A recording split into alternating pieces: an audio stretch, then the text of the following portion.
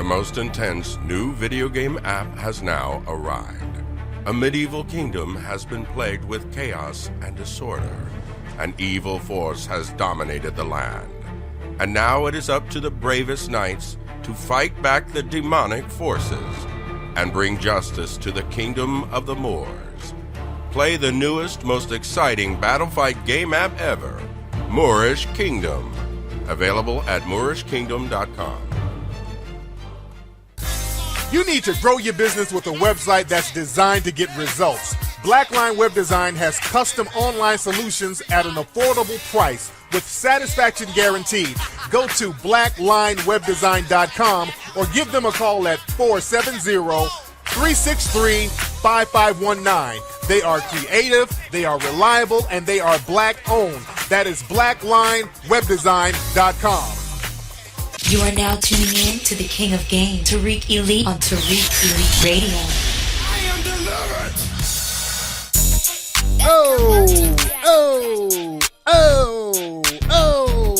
I'm back. When I met you last night, baby. That's the shit right there. Hey, man, what's going on, man? I'm just in a real Mac-ish mood right now. Let me let this ride. If you can't have none, it ain't no fun. If the homies can't have none. Oh, man. What's up to everybody in the chat room? Man, I'm in a good mood. I'm in a good mood because Hidden Colors 4 is finally hitting theaters. And by the way, y'all heard the app commercial for the Moorish Kingdom. That app is now available in Android. The Moorish Kingdom app is now available in Android. A lot of people were complaining that the app was not in Android, and it is in Android now. So you guys can go to Google Play and get that now. All you Samsung users, all these other phones, all you cats out there who don't really rock with Apple, you can still get it on Apple, by the way. But you can get the Moorish Kingdom battle game on Apple Store and Google Play right now, family. So y'all get that and make it do what it do. But like I said, man, I'm so glad that Hidden Colors 4 is finally coming out, man. We were working so hard on that film. Oh, man, almost like a whole year, just nonstop working on that film, getting it popping, and it's finally going to be in theaters in a couple of weeks, man, and I'm so excited about it. I'd like to shout out to everybody who contributed and became a part of the making of Hidden Colors, all my Kickstarter people. Let me give them a very special shout out. All the people on Kickstarter, I take my hat off to you, man. So much respect to you for contributing to such a powerful project that resonates worldwide, because this thing is global. People all over the world are anticipating Hidden Colors 4. I'm going to be over in Birmingham, England, doing an opening screening on June 5th. I'm going to have all that information on Tariq Live pretty soon. I'm still talking to the promoters. It's confirmed.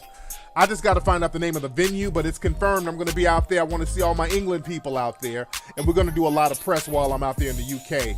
That's on the first week of June. The film in the United States is going to be in theaters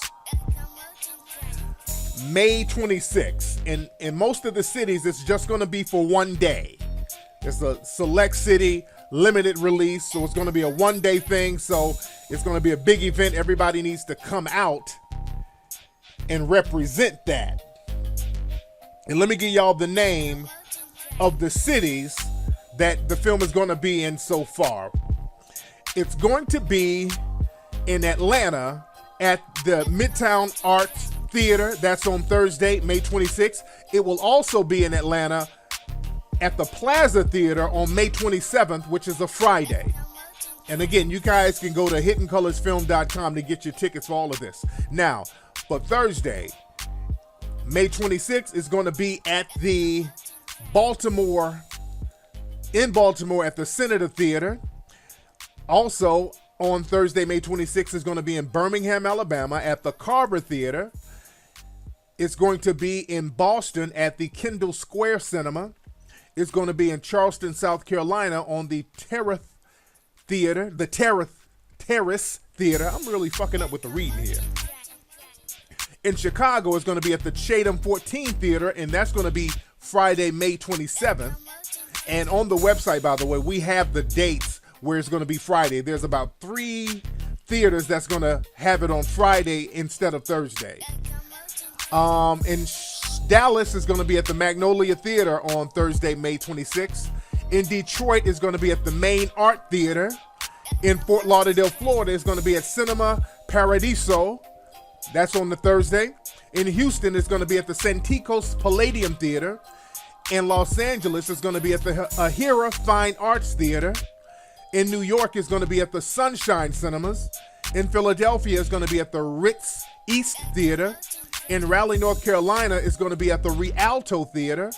In San Francisco Bay Area is going to be at the Clay Theater. In St. Louis is going to be at the Plaza Frontenac Theater. And in Washington, D.C. is going to be at Bethesda Row. You dig? So again, you guys can go to hiddencolorsfilm.com. Get your tickets now. All the tickets are on sale right now. It's also going to be in Jackson, Mississippi, but we don't have that on the site yet. We're getting all the theater information, and we'll have that up probably later on tonight. Now, at the Carver Theater, all my Birmingham people, when you go to the Carver Theater website, just click on the main page, just click where it says tickets, and then it'll take you to the ticket buying page. Their page is real funny style, all the Birmingham people. So when you go to the Carver Theater webpage, there's at the beginning of the page, in the front page, it says tickets. Just click on that. You'll be good to go. Somebody said no Jacksonville. Look. Hey man, some of these cities, I'm getting a lot of promoters hollering at me, man, but a lot of times cats are lollygagging and not being as decisive as they need to be, and that's the theme of today's show. We're talking about the power of being decisive. Let me get into that. Let me get a couple of calls, then I get into the topic, because that's what I want to delve into, the power of being decisive. What's up? Who's calling? What's going on, man? What's up? What's your name, sir? My name is Judah. I'm from Kansas City, Missouri. All right, what's on your mind, brother? I just want to say, first of all, man, I've been trying to call you for the past 6 months, and it's finally a pleasure to actually get to hear your voice and talk with you on the phone. Yes, sir. Well, first things first, I would like to ask you, if you don't mind, what is your spirituality? My spirituality is, man, just basically justice. You know, I don't really subscribe to any particular religion, because, religions, a lot of them are man-made, and I just like to stick to being a spiritual person. I believe in positive energy. I believe what you put in, you put out, or what you put in, you get out. So I just believe in the universal God. So no particular reason. I'm all denominational. I say that because all religions basically are supposed to practice the same thing, which is universal justice. I'm for all religions except the religion of white supremacy. That's the only religion I'm not with. Okay, and second thing before I get off the phone, are you opposed to doing a Coon Train Award here in Kansas City? No, I wouldn't do it in Kansas City because, that's not a place. I would need to do it in a place where, we have a big audience, and there's like technical people that can handle that, like LA, New York, Atlanta. So definitely not Kansas City. I would have to come down to Atlanta, New York, or LA for that. Is there a lot of coons out there or something? No, I was gonna say, what if the money was right, man? I wouldn't even come to you about it if it on nothing just for free. What if the money's right? You know what I mean? And I do what I got to do and get a team and promote it real up there. Because believe it or not, you do have a fan base in Kansas City. It ain't just about New York, Atlanta, or California, because a lot of people down here fucks with you. That's how I end up finding out about you, was through the word down here in Kansas City. So you are well known down here. Oh yeah, now I'll definitely come there for a lecture. I would love to come out there for a lecture. Now that's something that we need to hook up. But as far as the Coon Train Award, we need a lot of technical people to film it and do all that stuff. And a lot of cities outside of the major cities, the technical people just don't have it together like they do. You know what I'm saying? Because a lot of times when we try to find videographers and certain people in certain cities, you know, we get people who are just shitty. I'll just keep it 100. We got some shitty ass photographers and videographers out there. So I like to stick to if I'm doing some type of big production, to some New York, LA, or Atlanta folks. But I would love to come down there to Kansas City to do a lecture, man. If you're a promoter out there, email me so we can put that together, because I do want to get back out on the road probably in July, because I'm getting flooded with people wanting me to come to other cities, man, after the More Rush tour and the success of that and the word of mouth. So many people want me to go back out to other cities, so I might get back on the road in July. You feel me? Yeah, and the thing is, I'll be more than happy to email you, but I also would like to know, are you going to just put Hidden Colors in theaters out there, or will we be able to get a copy of a DVD down here? Of course. Well, you know it's going to be in theaters in St. Louis. It'll be at a theater out there. I didn't know that. Oh, yeah. I didn't know that. Yeah, I just announced that on the show live. Yeah, so just go to the website. Okay, well, I'll go ahead and try to email you, and I'll let you go. What's your email address? kflex4life@yahoo.com. By the way, how far is Kansas City from St. Louis? 3.5 hours. Okay. Yeah, so you guys can head on up there. And also, aren't you guys kind of close to Chicago? Wait, but I've been to Chicago a few times. How far is Chicago from Kansas City? 8 hours. Oh, hell no. Yeah, you go. Definitely going down to St. Louis. All right, brother. Thank you so much, sir. Yeah, definitely go to St. Louis. If you're out there in Kansas City, it'll be playing. Hidden Colors is playing for one night. Y'all need to get y'all tickets tonight. If you listening now, you better stop bullshitting, because y'all gonna be mad when them shit sell out, which they're going to sell out, because it's only one day in all these cities. It's a limited run. So y'all need to be getting y'all tickets right now, especially Dallas, especially New York.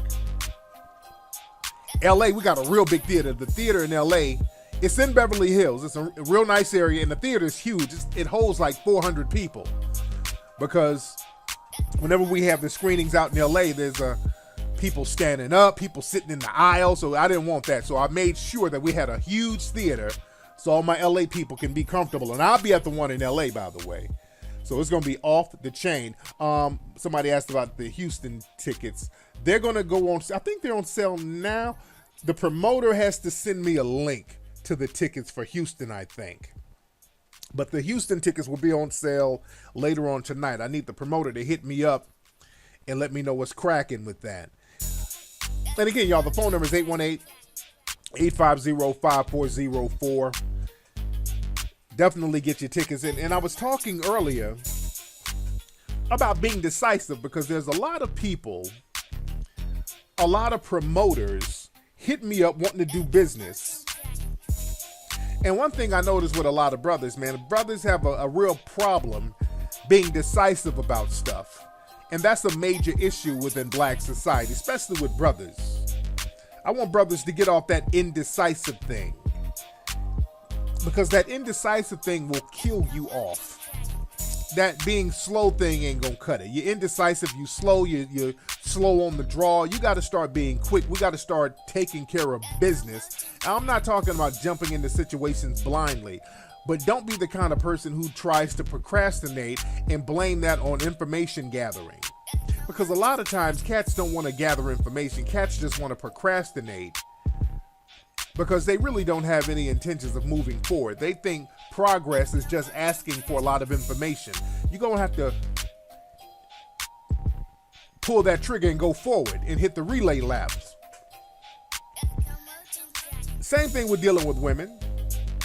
See, this is the problem. This is why a lot of dudes, a lot of brothers out here, you have a problem not only in business, you have a problem with your relationships. I can tell a guy's demeanor based on how he gets down in his relationship, and I can tell his relationship problems on how he gets down in business. There's a lot of dudes out here who have problems with women, and the reason why they have a lot of problems, it can be traced to indecisiveness. A lot of dudes out here simply don't have an agenda. A lot of dudes don't really know what direction they want to go in. And when you out here trying to holler at the breezies, and you ain't no dude with no kind of direction, you just kind of, you one of these up in the air type of dudes, women don't need to fuck with you.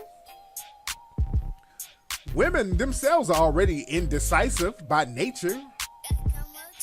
Women, the old saying, it's a woman's prerogative to change her mind. Women's emotions will dictate their decisions. So a woman can think one way and make one decision, and the next day make a total opposite decision based on her emotions. So they look for decision stability in a man. And a lot of brothers out here, because dudes were raised by single mothers, that indecisiveness was transferred to the males. And a lot of stuff that works for women, it don't work for men. Men can't really survive and thrive by being on some indecisive shit. This is why a lot of women don't choose correctly.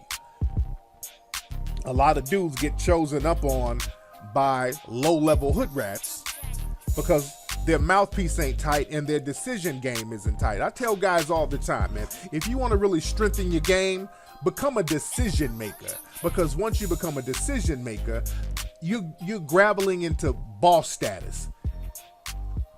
You're going over there to boss status when you learn how to be a decision maker. And when it comes to decisions, fam, learn how to make it a habit to force yourself into making decisions. And I do this all the time because so many people contact me and I have to make decisions based on things. And a lot of times I'll be wanting to think things over, but things come to me so fast, I'm forced to make decisions. Hey or nay, yay or nay, I gotta make decisions. Sometimes I don't feel like it because I just want to relax, but that's what they call the cost of being the boss. Being a boss ain't easy. If being a boss was easy, everybody would be doing it. See, that's the thing about being a boss, family. Being a boss, you can't be on no lazy shit. Being a decision maker, you can't be on no let's hang out with the homies and just bullshit all day nonsense.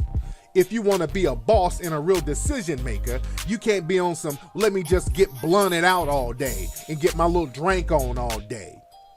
Because that's the opposite of what a boss does. As a decision maker, as a boss, your mind has to be in problem solve mode the majority of the time.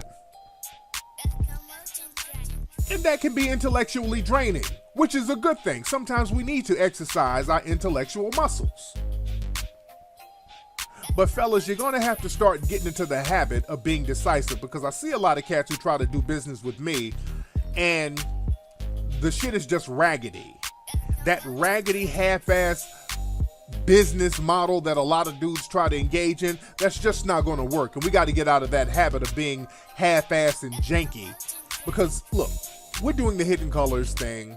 We're doing Hidden Colors for the screenings all around the country. And what I do, I like to give a lot of local promoters an opportunity to get in the game, to be a part of a successful project, and also to make money for themselves by allowing certain people to have screenings in their areas where we normally wouldn't go put a screening together because we don't have foot action out there, meaning that we don't know the vibe of the city enough to go out there and do something. But a lot of promoters, you know the vibe of your city. You know how to get out there to the barbershops. You know how to get out there to the hair salons, to the fried chicken joints, to the barbecue spots, to the weed joints, or wherever. You know how to get out there and get the word out. You got foot game out there. So a lot of times it's better to use certain promoters who got feet on the ground out there in some of these cities, and that's cool in the game. This is gives you an opportunity to make some paper, and we charge a screening fee. You find a theater, you promote it, and we do business like that. Now sometimes I get a lot of dudes who act like they want to do business, but a lot of times they end up wasting time because they're not decisive. I get emails from dudes, well, I got a theater here, but I want to get another theater there. Then there's another theater. So if we do the screening, can I get 3 screenings for the same price? And can I do this? And no. Now y'all on some hustler. Not even hustler, some low-level hustler shit. Because a real hustler knows how to take an opportunity and run with it. So I wouldn't even call that hustling. That's on some hookup shit. Yeah, let me not disrespect hustling. A lot of guys get up on that hookup shit. We ain't got to be on that hookup bullshit all the time. Sometimes let's just do legitimate business. even especially when the deal is good, you got a good deal going on. You're going to make a nice little chunk of change. You already got a good deal going on, but damn, niggas want to go that extra mile and you fuck the deal up. Sometimes you better take what's behind door number 1 and run with it. Niggas want to go knock on door number 2 and number 3 and see what's behind there. No, that's that single mother shit. That female trying to get a deal, trying to get a sale, that type of shit. No, let's do legitimate business. Damn the hookup. You got a good deal, roll with that. Be decisive. Because when cats email me, when you hit me up, and let me say this, because a lot of people are going to probably start hitting me up about screenings for Hidden Colors 4. By Monday, after Monday, we're going to stop pretty much taking bookings at that point. After Monday, we're going to pretty much stop taking bookings because we really don't have time to go back and forth with dudes about booking these venues because the time is coming up. It's creeping up on us. I need to have all the information on the website. And, we want to get the ticket sales on out there. And also, I got to be able to mail the screeners out to all the promoters in the movie theaters. So, again, after this Monday, we're not taking any more bookings. So a lot of you cats out here trying to go back and forth and be indecisive, you're snoozing and you're losing. And I see a lot of dudes, you lose out on opportunity by being indecisive. You just kind of want to go back and forth and talk around in circles and just keep playing email tag. And dudes got to stop doing business like that. You got to be legit. And you got to be decisive. You got to step up to the plate and pull that trigger. Now, this is the thing. The key of being decisive, you got to make a decision the first time an issue comes up. That's the problem. A lot of times what we'll do when an issue comes up, we'll put it on the back burner and say we'll get to it later, and then we'll start procrastinating, and we don't get to that issue. That's a major mistake. You can't be a boss that way. When you see a problem come up, knock that out. Now, and again, I force myself to do this because sometimes I get very important emails from business associates, and sometimes my mind is on other stuff, so I put an email to the side, and what happens is that some of these emails get stuck in email jail for about 6 months, and I totally forgot that I was supposed to get back with somebody, so I try to make it a point to answer legitimate business inquiries immediately. And I say legitimate because sometimes I get the hustle man inquiries, when niggas got all these crazy ideas but nothing tangible. So we got to be on top of our game. By the way, the phone number here is 818-850-5404. That's the number again, 818-850-5404. But when you're talking to a woman, that decision game has to really be on point, because when women get with a dude, I don't care how independent she is and how sassy and how much mouth she got and all that old slick talk, you still got to be a boss-ass decisive dude. You got to be a shot caller, not a dictator, but you got to learn how to politically direct a situation. You got to be political about it, not just barking out orders. But when you're chilling with a female, you got to be able to say, hey, look, I need you to do this. I want to do that.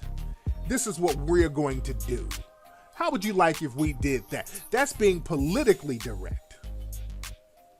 You got to direct the game in a political manner instead of just barking out stuff. You got to be very tactful when being a boss, because sometimes dudes take boss to another level, then you become a dictator, and then that throws a lot of the ladies off. Ladies like a dude who's definitive about his decision making, because that shows confidence, that shows assuredness. And I'm telling you, if you have that type of game with the women, that game is going to transfer into your business endeavors. It becomes a habit. So it's very important to get into that decision-making habit. There's so much power in being decisive. What's up? Who's calling? Hello? All right, this person right here who just called. Now, this is a perfect example because this nigga was not decisive about the raggedy goddamn phone he got. He wasn't decisive at all. Let's see who we got here. A lot of people calling. Let me get a good one. What's up? Who's calling? Hi, Tariq. This is Leah.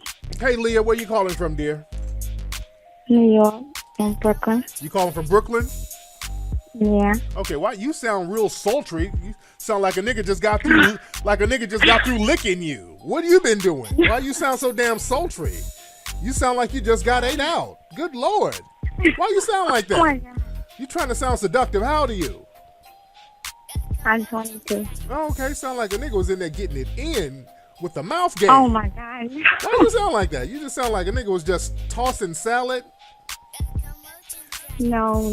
Oh my God. Okay, this is... Talking like this I'm on a the scat radio, man. man. I think was scatting on that ass. Was he getting down like this? I'm a scat man. Oh, he was scatting on that coochie. All right, what's on your mind, young lady? You all sultry and everything. Did you come to my lecture out there in New York, by the way? I did. I took a picture with you. That was a pregnant. Oh, you're the pregnant one. Oh, so somebody was scatting on that pussy. Okay. Okay. There was a couple of pregnant girls there. I'm trying to remember which. Did you have them like black, all black? Yeah. I remember you. You're a cute pregnant lady. You were about to bust. When does that baby due? June 1st. Oh, wow. Wow, that baby's about to come in a couple of weeks. It's a boy. I remember you were hanging low, so that must have been a boy. What's his name going to As be? a boy. I'm not sure. It's either I like the name Chase. Okay. But I still don't know, really, to be honest with you. His father, he went to junior, but I don't like his name. Oh, okay. What's the dad's name? Jarrell. Jerome? Jarrell. Jarrell? Yeah, Jarrell. Jarrell, like Superman's dad. Okay, Jarrell. Okay. Was Jarrell at the lecture with you? No, I came with my cousin. He actually had to work. Oh, okay. Yeah, I wish Jarrell could have came down. The whole family would have been there. So is this your first child? Is this your first baby? This is my second. Oh, okay. Is the other one by Jarrell too, or another nigga? Yeah, no. Same one, same guy. Okay, all right, that's good. Making sure you're not a little radish out here. Okay. No. Oh. But I have a question though. Go ahead. Okay. It's about my friends. My friends since like a long time, junior high school. Okay. And we keep getting into arguments because she thinks I am, I guess, a hateful person towards other groups of people. You know, like... Is he gay? Asians. Huh? Is he gay? No, it's a girl. Oh, it's a girl. So your friend thinks that you are hateful to other groups like Asians and who else? Asians, whites, you know, because I'm doing my stuff, and I'm not into, she's into loving everybody, I guess, and I'm not into that. Yeah. You know, I I like my people. Right. And other people who try to shit on us, I can't rock with it. So, she dates white guys. Oh, I was just about to ask you that. I was just okay. There you go. You said everything I need to know. There you go. You just said everything I need to. I was just about to ask you. I was literally about to ask you. Does she date white guys? And that. Okay, there you go. She tries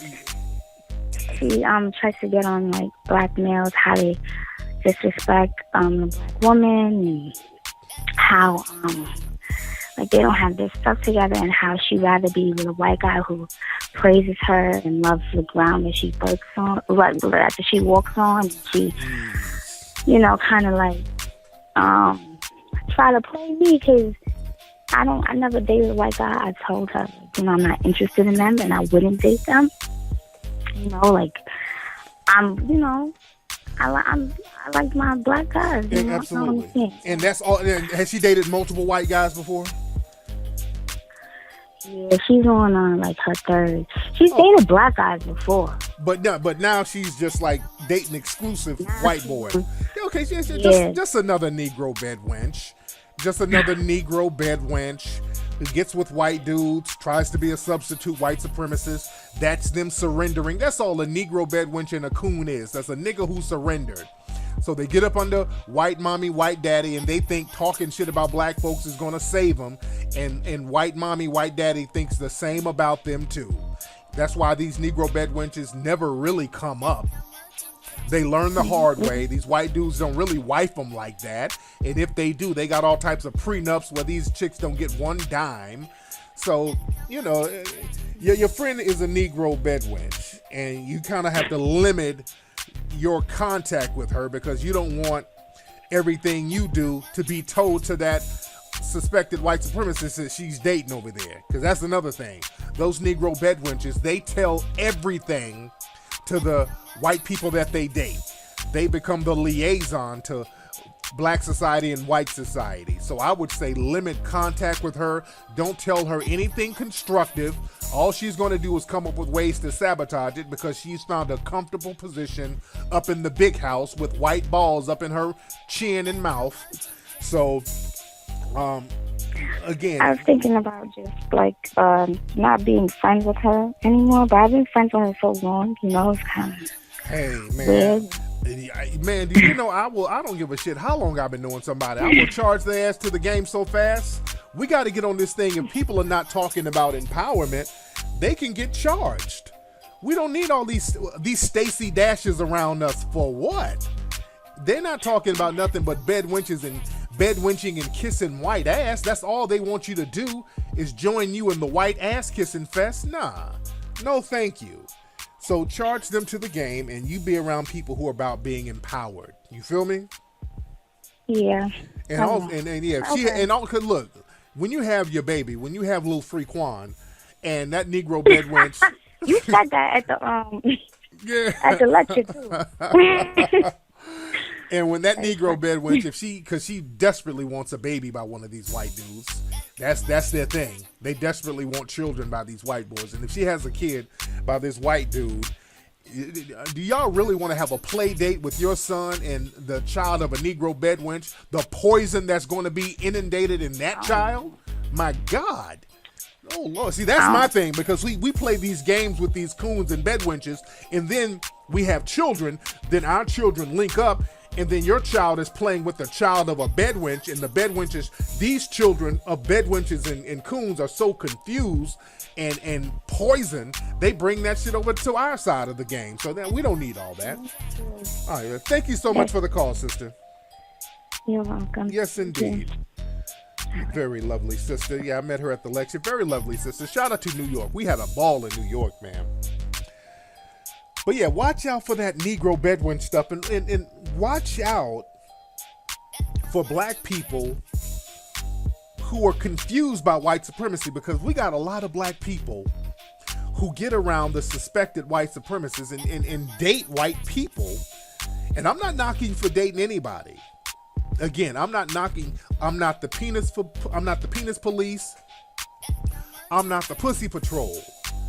If you want to give that dick up and that coochie up to somebody Caucasian, knock yourself out. I'm just saying, understand the political game behind it, and understand that you need to be on top of your game, because we get confused when we have sexual relations with people classified as white too many times.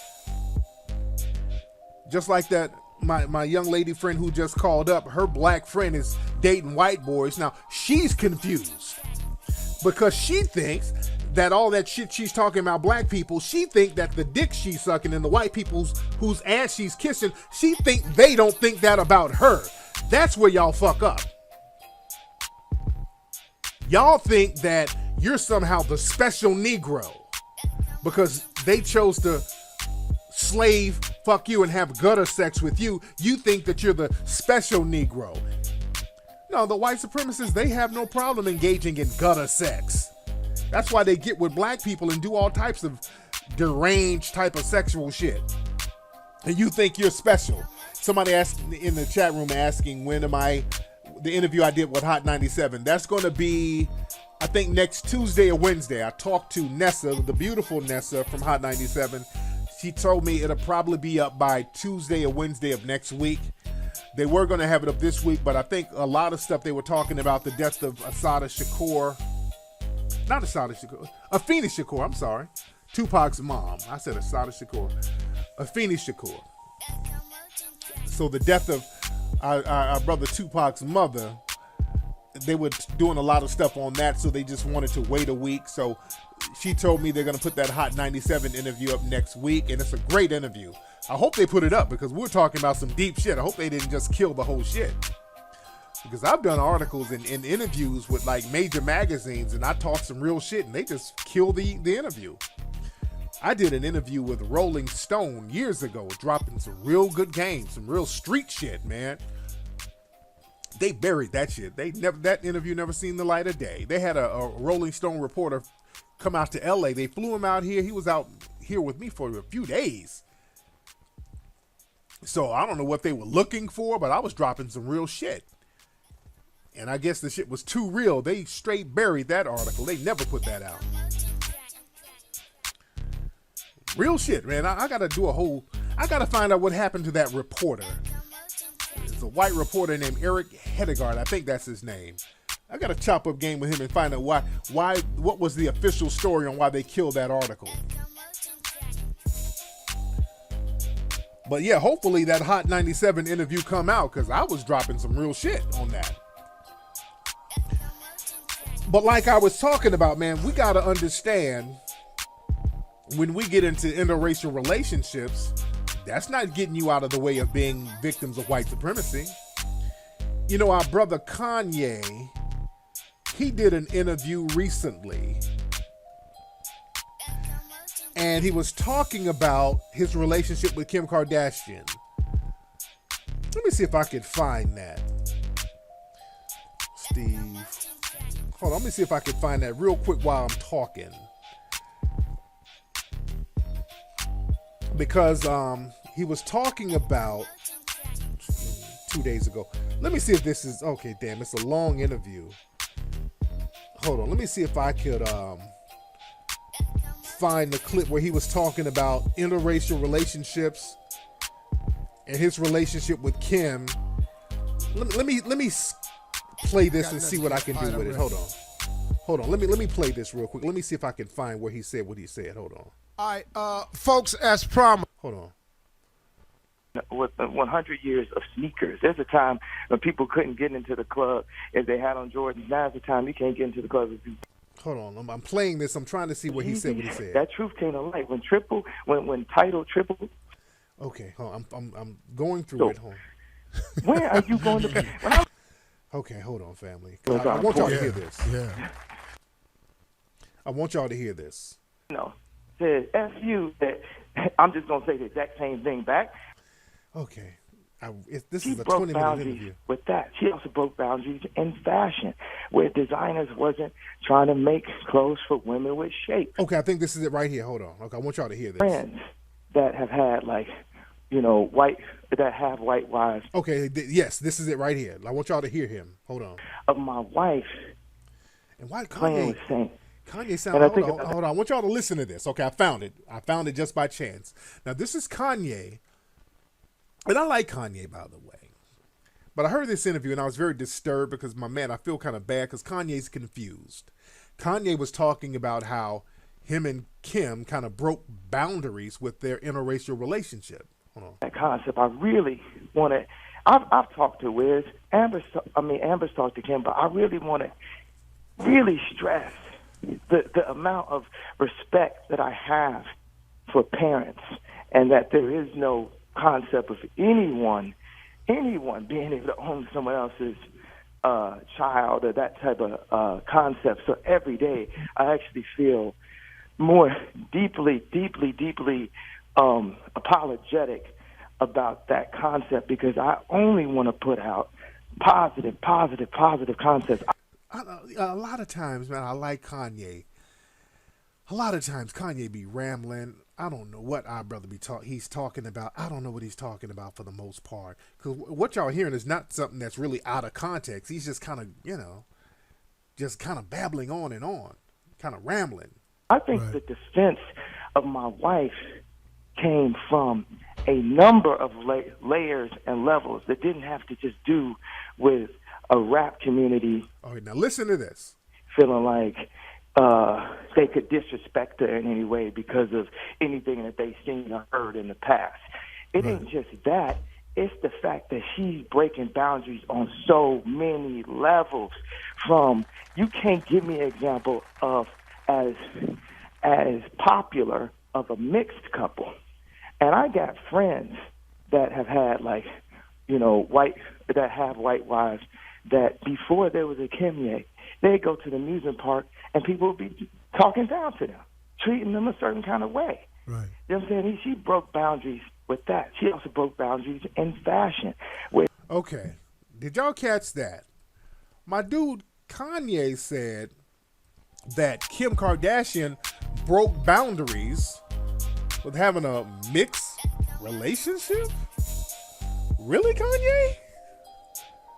Oh, my brother. And I like Kanye, man. And Kanye showed up to the Met Gala. The brother had on like some green contacts. Oh, man. Kanye, dude, brother. And I love you, brother. You're my brother. And I got a lot of respect for your music, but I don't want you to be confused about white supremacy, brother. Brother, I don't want you to be confused about white supremacy, brother. Y'all didn't break no boundaries, dude. Your wife didn't break any boundaries, brother. The system of white supremacy, they've always had white sacrifices that they will let date black people. They've always had white sacrifices. That's what Neely Fuller teaches us. Your wife didn't break any boundaries. She got marginalized. Let me break that down real quickly, family.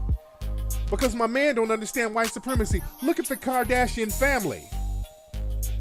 The Kardashian family, they got their name not just from the Ray J sex tape, all right? Not just from the Ray J sex tape, but they got their name from the O.J. Simpson trial. I want my man to follow me and let my man Kanye hear this so he's not confused. And no disrespect to the Kardashian girls. They seem like nice people. Shout out to my dude Tiger. Tiger's rocking with one of them. You dig? But they got their name from the OJ trial. And their name became synonymous with the OJ trial because their dad, Rob Kardashian, was a good friend of OJ. He helped represent OJ. And understand this, in the 90s, the Kardashian family, they got marginalized by white society. White society marginalized the Kardashian family. So that name is known as a marginalized name from white supremacy. Because the thing is, the white supremacy, they punish people who go off code. The code was, during the OJ trial, all white people were supposed to be on that he's guilty shit. If you're white and you consider OJ not guilty, then you're breaking the white supremacist code and you're going to be marginalized. And the only thing worse than a nigga in the system of white supremacy is a nigga lover. That's why in that OJ movie, Rob Kardashian's walking around looking sad. He's sad because now he's in nigga lover territory. And he kept talking about in the show how his children are treated, how his children are being made fun of. Do you understand those Kardashian children, how they grew up probably hearing the word nigga lover all their lives? Let's be real. Those Kardashians heard nigga lover all their lives because of that OJ trial. They've been marginalized by the white supremacists. So because they heard nigga lover all their lives, they probably had more of an affinity to black society. That's why the whole damn family dates black people. Chloe, Kim dates a number of black dudes. Hell, Rob is dating a black chick. So, yeah. They've been marginalized, so they didn't break boundaries. These are people who were white sacrifices. Y'all didn't break no boundaries, so the white supremacists, they have no problem promoting them with black people and all that. They've already been marginalized. So these were white sacrifices. And again, people who are marginalized in white society can become kings and royalty within black society.